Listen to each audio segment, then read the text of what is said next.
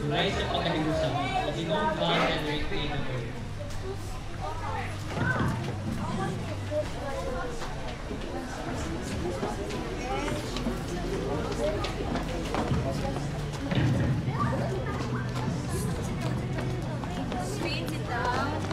Magiging mabuti kung gagamit ka ng Tagalog para mas maiintindihan ng Ay, tabi ba?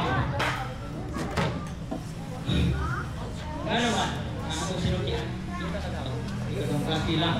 Isaya naman na, imyo pa si Pala. Pero kami ni Bayan siya ang yuta. Bakit naman sugi ka kung Tagalog? Sabi mo'y mapagmataas, mayabang at hambog, na para bang sa Luzon lang umiikot ang mundo at ibang wikay wala ng sisiyo ginto.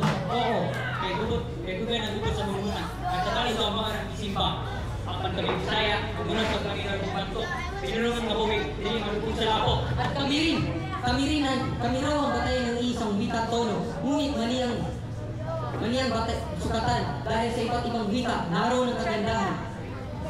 Gano'n ba?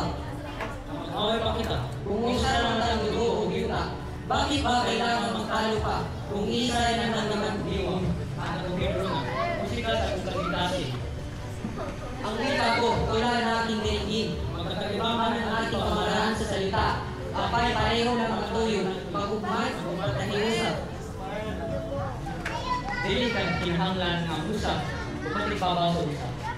Kaya ang tanang pinulungan, may laro o usap kagasa.